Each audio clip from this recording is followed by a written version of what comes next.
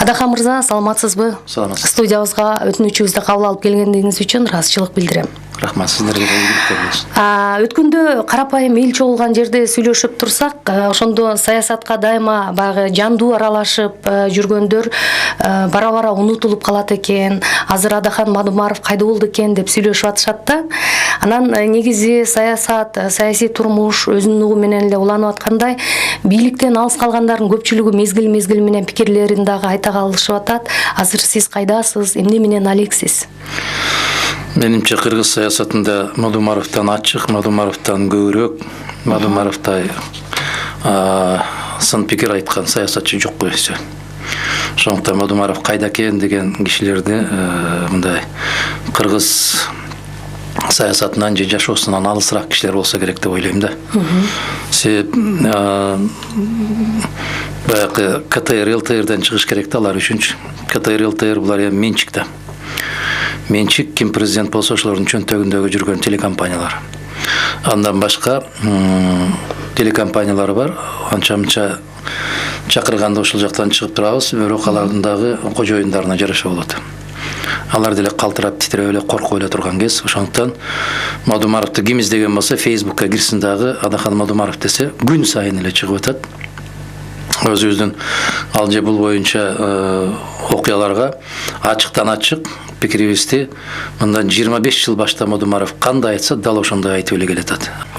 Айтыңызчы, азыркы бийлик кызмат сунуштаса барат белеңиз? Кыргыздардан ушул суроону берип алып эле жылмайып күтүп турат да, карап эмне дейер экен деп. Мен кызматтын кулу эмесмин. Мен өмүрүмдө кызматтын кулу болуп көргөн эмесмин.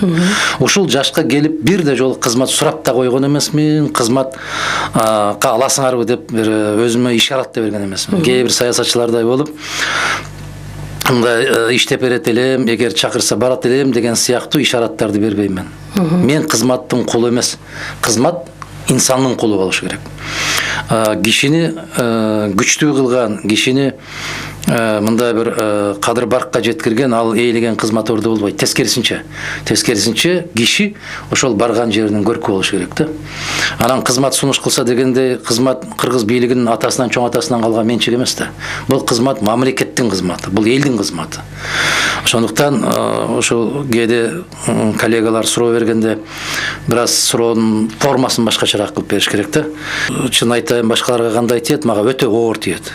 Мен сунуш кылганда бир баягы көргөзмөдө турган бир Бирок эми кызматты сунуштайт да. Бул сиз ушул тажрыйбаңызды бизге колдонуп берсеңиз кандай болот деп сунушташса керек. Андай болуш үчүн бийликте тургандардын өзүнүн даражасы аябай бийик деңгээлде болуш керек. Бекем деңгээлде болуш керек. Анан саясий көрүнгөсү дагы, тажрыйбасы дагы, маданияты дагы өтө жогору болуш керек. Кайсы бир маалымат каражатына берген маегиңизде өзүңүз да белгилеген экенсиз, мен бир адамга эмес, жалпы мамлекетке, жалпы элге кызмат кылам депчи.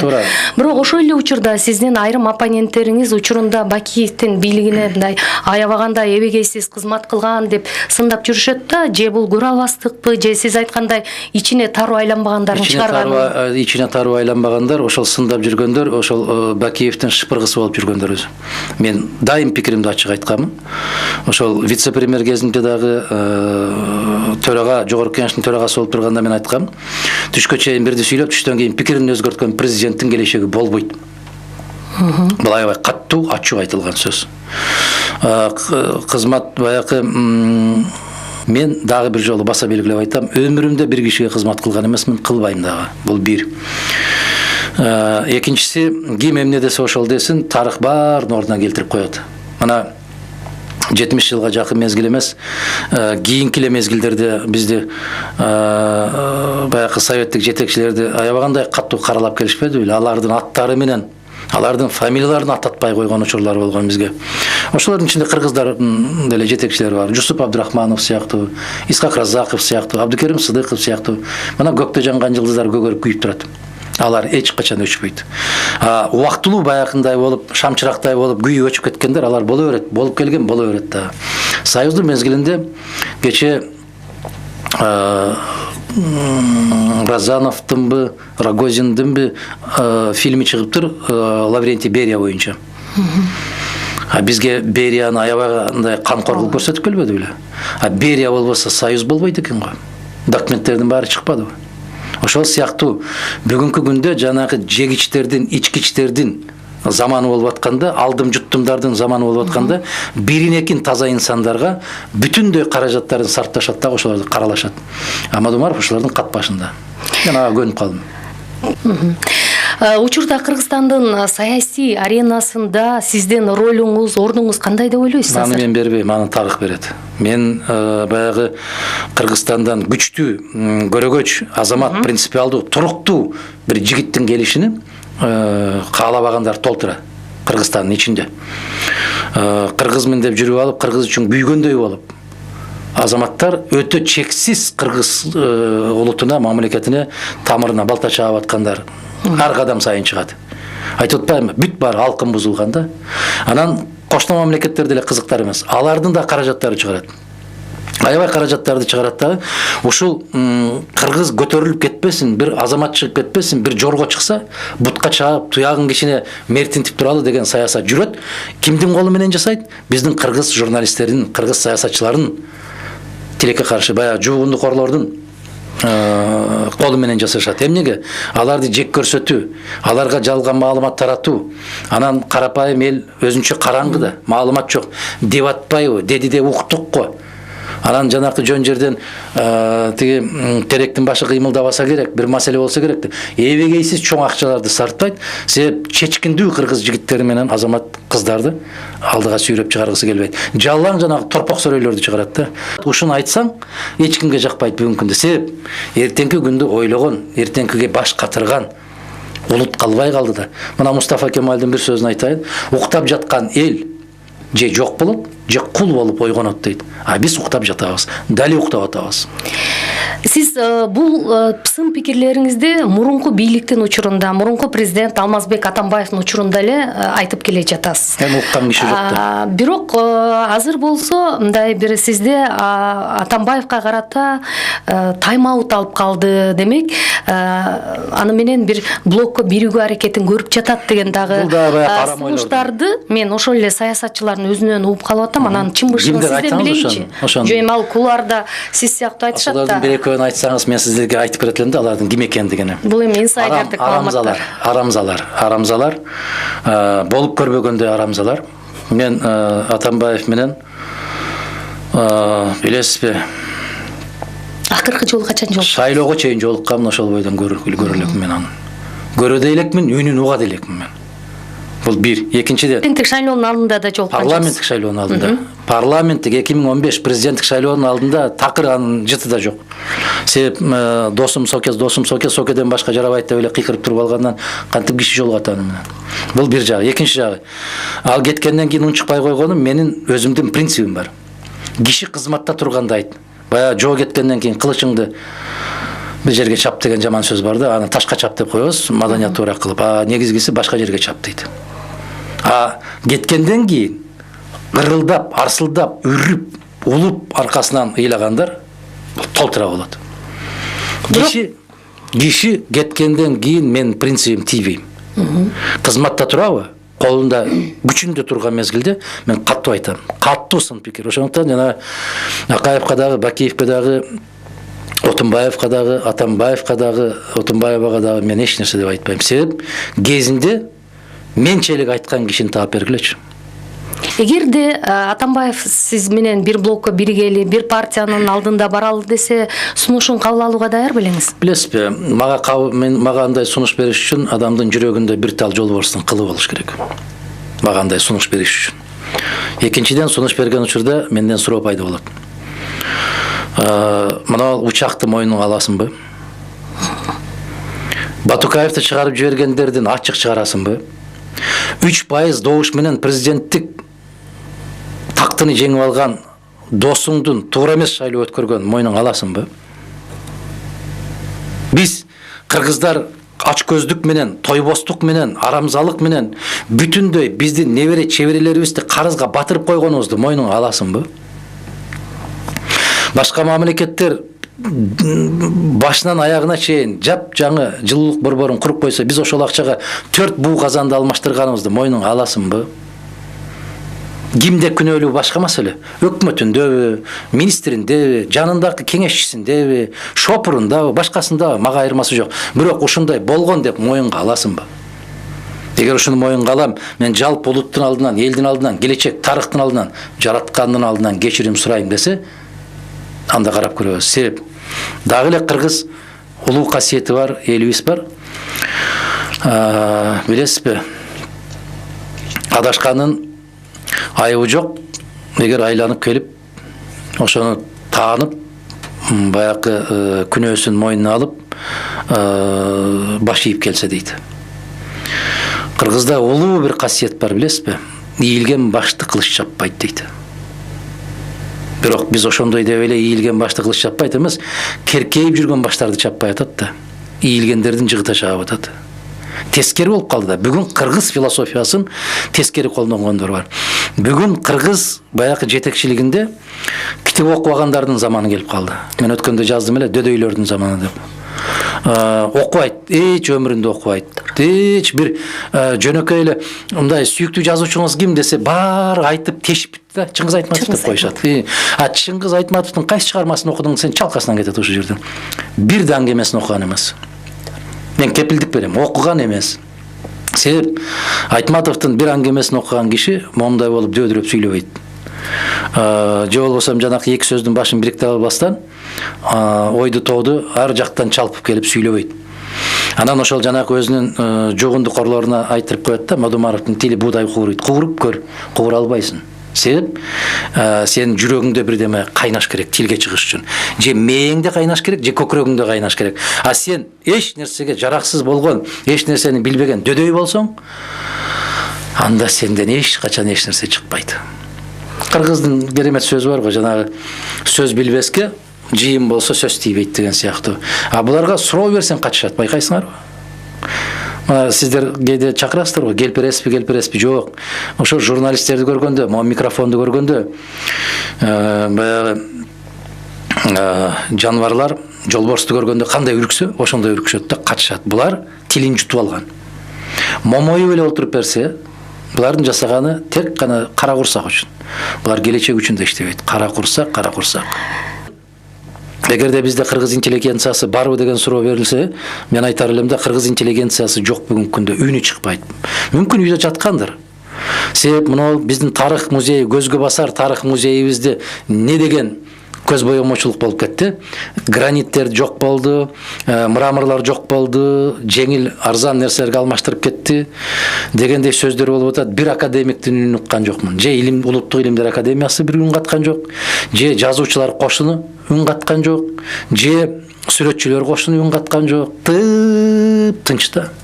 Жым-жырт, саз, баткак. Коом барбы? Бул коом тирүүбү? Же бая Мустафа Кемал айткандай уктап аткан коом. Эртең кантип ойгонобуз? Биз ким болобуз? Тып-тынч, жым-жырттык, Кудай урган бир аябагандай бир жаман жагдайда азыр. Бирок ушул жым-жырттыктын аркасында бир каттуу бирдеме келаткан сыяктуу. Бирдемени дүүртүү кылып турган сыяктуу. Эмнени дүүртү ал? Оодарып түшчү бир кандайдыр бир кара күчтүн дүүртү келип угулат. Билесиздер, могул кайдыгерликтин тып-тынч калып калганда бул абдан жаман. Жаратылышта дагы билесиздерби, аябай күн ысык болуп, үп болуп, жел жүрбөй калган мезгилде эртеси күнү ушундай чагылган менен жаан жүрөт. Бүгүнкү күндө коомчулукта да ушундай. Себеп бул тынчтыктын аркасында, бул жымжырттыктын аркасында кандайдыр бир муну кимдер десем бир акындар гана сиз алчу бир дүбүрт бар да. Бул дүбүрт эмне биздин стабилдүүлүккө шек келтире турганбы? Сөзсүз түрдө шек келтире турган. Бул ичтен чыгабы, сырттан чыгабы билбейм кандай. Биз дайыма сырткы күчтөр өтө кооптуу деп келебиз. Андай күчтөр сырттабы же иштеби анда? Биздин коркунучубуз дайым ичте болуп келген. Себеп эгерде ичтеги баягы арамзалар, ичтеги арам ойлор ушундай бир болбосо, сырткы күч бизге таасир тийгизе албайт.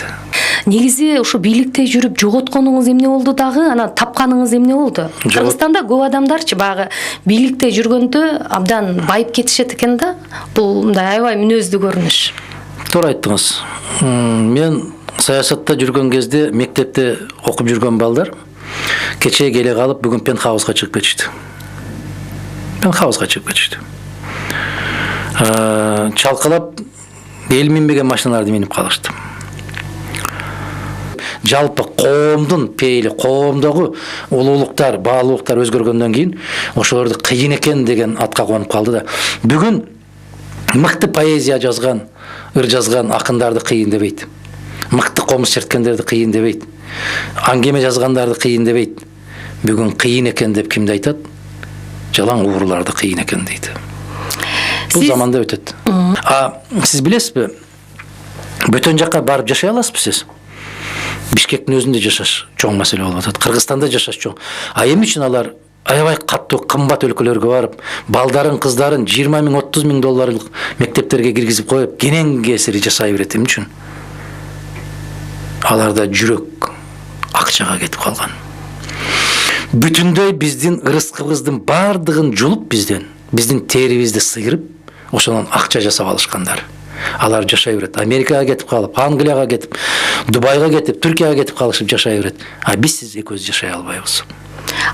Өз партияңыз аркылуу 2010 анан 2015 жылы парламенттик шайлоого катыштыңыз, 2011 жылы анан былтыр 2017 жылы президенттик ат салыштыңыз. Бирок ийгилик сиз тарапка жылмайбай калды. Анан ушул шайлоолордон чарчап бардыгына тойдум деп басып кеткиңиз келбейби? 100 жолу келет. Эмне кармайт анда? 100 жолу келет. Милдет кармайт. Себеп биз биринчи кезекте милдет сөзсүз бийликке барып кызмат кылуу катары. Кайсы жерде кызмат кыласыз? Сиз эмнеге кызмат кылбай атасыз? Айтыңызчы. Мен журналист катары өз кызматымды кылып атам да. Мен журналист катары кайсы жерде кызмат кылайын? Мүмкүн башка бир медиа холдинг ачсаңыз сиздин колуңуздан келет эле. Баракелде, мен ачып койгон болсом ошол күнү жабылмак. Мүмкүн. Билесиңер, баарын билесиңер. Айтып атпаймынбы? Куу заманда бүгүн. Мен медиа холдинг ачып, телекомпания ачып иштетүү эмес. Мени эфирге чакырып койгон телекомпаниялар жабылат, билесизби? Кудай сактасын дейли. Эми ошону билип турасыңар да, өзүңөр билип турасыңар да. Ошондуктан баягы титирешеби, калтырашабы, башка болобу, ырыскыны билесизби? Сиздин сурооңузда мен моундай жооп бергим келет. Ырыскыны кызмат бербейт. Ырыскыны жараткан берет. Биз Кудайдан үмүт кылбай, пендеден үмүт кылабыз да. Мына пенсионерлердин деле касиети кетти да. Башта бир ай башта эле айтышып атканда, Атамбаев бар экен пенсиябызды берип атат. Азыр барсаң, Сооронбай пенсиябызды берип атат. Сен Кудай дебей калдың го. Сен жараткан деп айтпай калдың го, айланайын. Бул пейил кеткенден кийин коом кандай жазаланат? Сен кимден үмүт кылып атасың? Кече эле Бакиев берип атат пенсияны дедиң, Бакиев кеткенден кийин алып атасың го. Сен ушул иштеп аткан эл берип атканын сезбей атасың го, аксакал. Бирөөнүн бир кесе чайын ичип келип алып деле ошого бата берип аткан.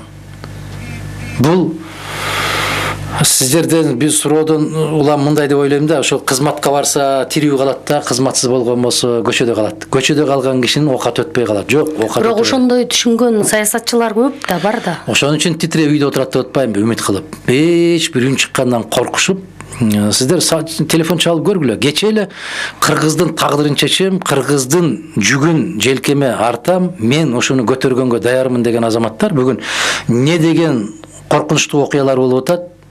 Үн чыгарбайт, үн катпайт. Бирөөлөр шайлоонун алдында келе калат дагы, кыйкырып коюп шайлоонун алдында кетип калат. Кыргызстандан сыртта алардын наны жумшак болсо, эти бар болсо, алар жашай берет. Алар биздин топуракты кечиштин кереги жок. Биздин суусуз деле жашай берет. Бирок сизден электоратыңыз сурайбы? Адахан мырза, бай эмессиз, акчаңыз аз болсо эмнеге шайлоого барасыз деп? Мен ушул баягы эмне үчүн барып атат дегенге айтам да. Кечээки президенттик шайлоодо мен далилдедим. Бүтүндөй кыргыз журтуна далилдедим. Акчаң болбосо да кадырың болсо, сен кишисиң. Сенин колуңдан келе турган жумушуң болсо, айтар сөзүң болсо, кайнаган жүрөгүң болсо, көкүрөгүң болсо, сен адамсың. Мына уурдагандан калгандары менен 3-орунга чыктыңар деп атасыз. Биз 2011 жылкы президенттик шайлоодо мен 2-чи турга чыккам. Муну азыркылар деле билет, БШК деле билет. Мына ошол борбордук шайлоо комиссиясы дагы 10-чу жылы бүтүн Кыргызстан өткөн деп азыр айтышып атат. Эрте кечпи дагы айтасыздар, Мадумаров бир тыйын сарттабай. Мен өз элимди кой катары, тоок катары сатып алгым келбейт да. Мен эмнеге чыгып атам? Эмнеге күрөштөн 100 жолу кетким келет. Чарчайсыз. Чарчадым деп айткандан Алла сактасын, бул нашүкүрчүлүк болуп калбасын. Чарчабайсың, көңүлүңгө көк таштай тиет. Сен өз атаң менен энеңдин алдында гана милдеттүүсүн. Эмне үчүн бирөө ыйлап келсе ошонун алдында милдеттүү сезесиң? Эмне үчүн сен той топурларга, башка жерлерге барып эл катары жүрө албайсың? Эмне үчүн көрүнгөн сени сындаганга укугу бар, а сен бир сөз айтканга укугуң жок? Эмне үчүн мындай капаска түшүп алдың? Себеп мусулманчылыкта жараткан Алла буйруп атат. Бир арамдыкты көрүп турган болсоң, колуң менен токтот. Колуң менен токтото албасаң, тилиң менен токтот. Тилиң менен да токтото албасаң, ошону жек көр дейт. Көрдүңүзбү? А мен Кыргызстандагы арамдыкты көрүп туруп, алты саным аман туруп, акылым жетип туруп, эмне үчүн мен ошого күрөшпөшүм керек? Демек, мен ун чыкпай ошого күрөшпөй, көзүмдү жумуп, үйдө өз оокатымды өзүм кылып жашап жатып алган болсом, мен кайдыгерликтин туу чокусуна жетип калам. Кандай ойлойсуң, негизи саясатта саясатчылардын арасында мындай дайыма бир позицияны сактап жүрүү мындай оорбу же бул ар кимдин бир пенделик мүнөзүнө, жүрүм турумуна жараша нерсеби да? Аябай оор. Учурунда сиз Ташиев, Келдибеков сыяктуу саясатчылар менен меморандум түздүңүз. Алар бир желектин алдында бул саясатчылар биригет экен деп электорат күттү эле, бирок кийин башка кетти. Билесизби, мен ушул бириккенимдин бир себеби, мен билгенмин, менин алдымда туруш өтө оор. Өтө оор, күйүп кетишет, билем мен аны. Бирок эмнеге сизде амбиция күчтүүбү? Айтайын да. Мен элге далилдегим келди. Менин алдымда тура албайт. Себеп эл акыл айта берет да.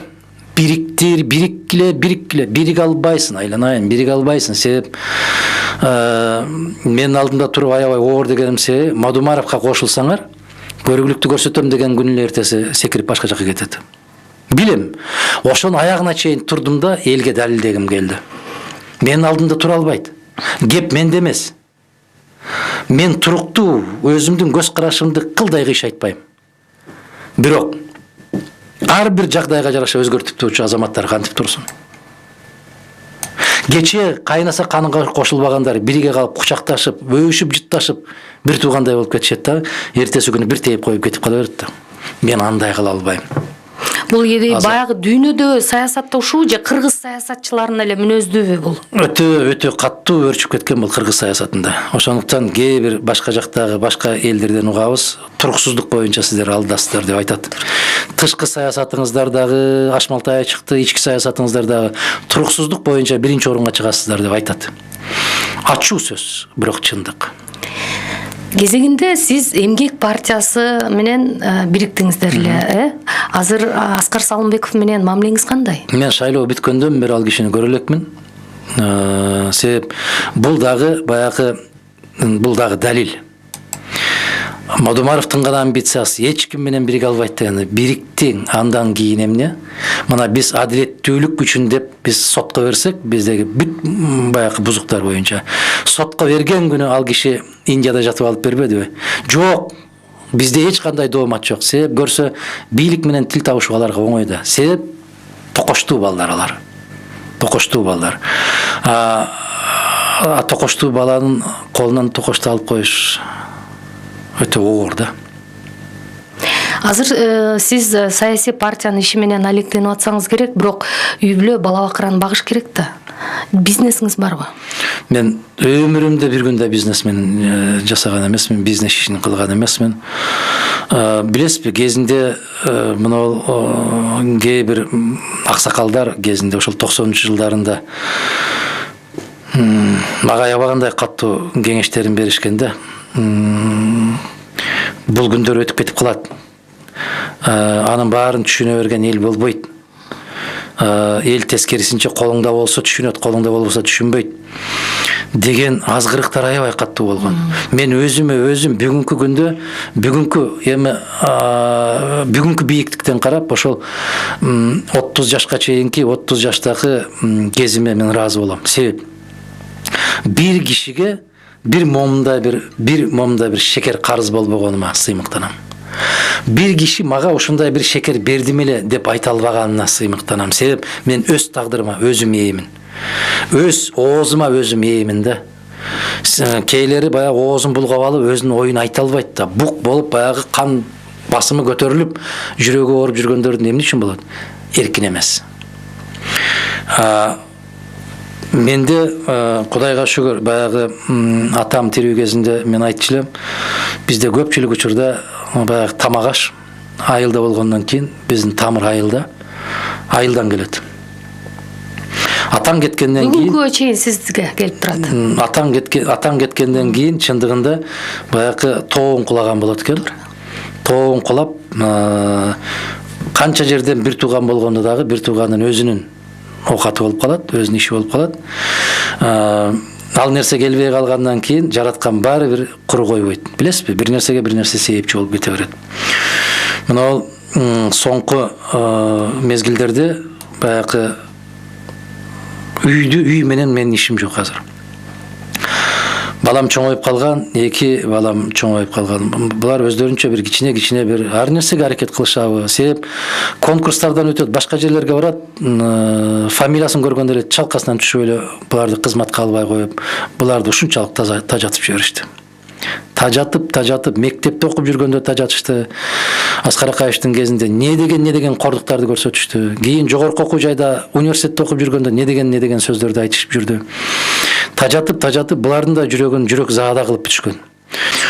Чоң болсо ар нерсеге бир аракет кылып жүрөт. Ошондуктан үйдүн жүгүн бүт баардыгын ошол өзүнө алган азыр. Өзү көтөрүп жүрөт. Бир жерге эшик кагып киргенде азамат экен, жакшы экен дейт да, ким дегенде эле фамилиясын айтканда чалкасынан түшөт. Бир мамлекеттик кызматка алайын деген ою жок аларда. Студиябызга атайын келип куруп берген маегиңиз үчүн ыраазычылык билдирем. Ийгилик каалайм сизге. Рахмат, баарыбызга чогуу болсун.